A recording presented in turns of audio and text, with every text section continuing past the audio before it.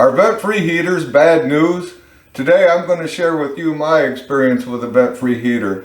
I've had one in my garage for about 6 years now, and it's just kind of time to go.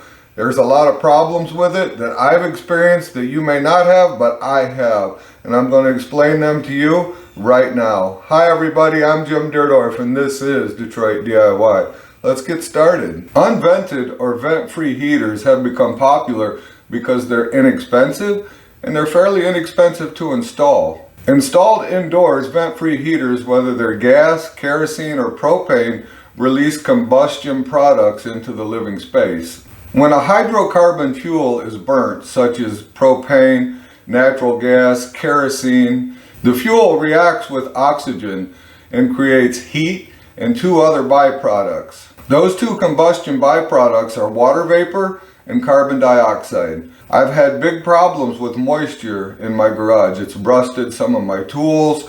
It's literally just dripping off the windows. It's running down the walls.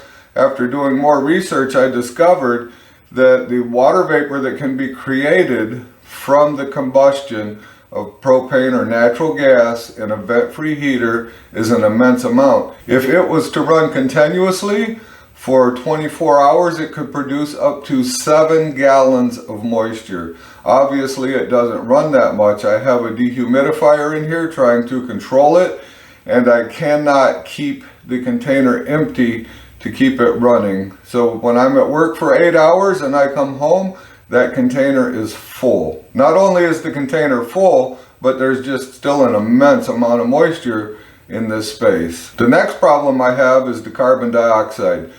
The carbon dioxide one carries a strong odor. The odor is just so immense that you can't even stand to be in this space. I crack my attic door open in the garage to help vent some of the odor out, but it still just builds up to the point where you can't stand to be in here. My eyes are burning. I come in here for 5 minutes and I walk out. My clothes stink, I stink. It's just a horrible odor. These are only two of the problems that you may incur with a vent-free heater. There are other combustion products. Even though a vent-free heater is 99.9% efficient, there's that 1/100% of combustion products that are being exhausted into the room. That 1/100% of unburnt fuel can become nasty over time. Not only can it become nasty, it contains carbon monoxide, nitrogen dioxide, soot, and unburnt hydrocarbons. Let me show you here what we got going on with the soot that I've experienced. This thing's put out over 6 years. So as you can see the vent-free heater right here behind me, the amount of soot that has been created from that 1/100% of unburnt hydrocarbon fuel is immense over 6 years. I've seen other vent-free heaters that look just this sooted.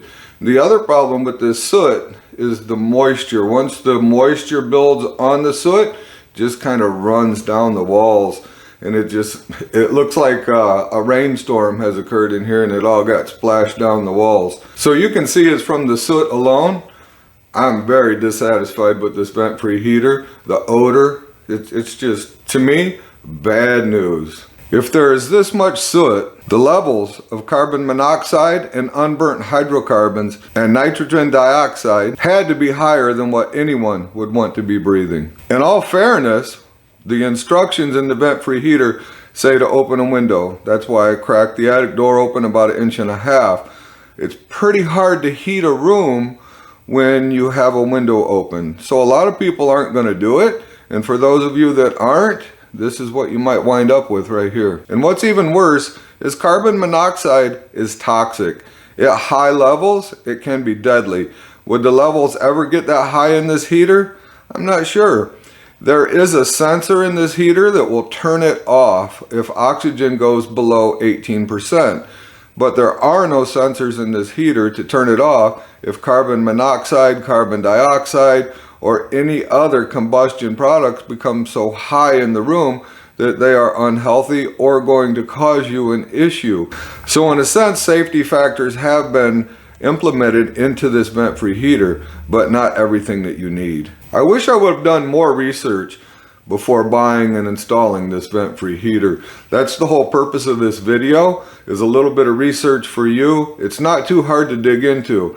Now, some people might argue that if you're using your gas stove in your house and you're cooking some food, there are unburnt hydrocarbons coming into your home that you're breathing, no different than what this is doing.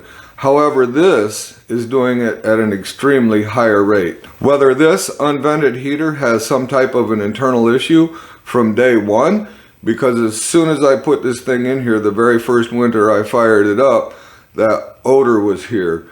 The soot, of course, I could see it starting. It wasn't like this. My eyes would burn when I come in here, and it just wasn't good, period.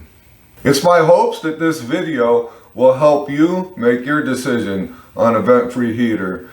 Me, never again. In fact, I wish that heater would have never been hung on the wall. If you'd like to get an amazing shirt like this, I put a link in the description to go to my store. We have a lot of awesome things in there: coffee cups, shirts, hats. You can move this logo around. You can put it up here on the crest. You can make it big.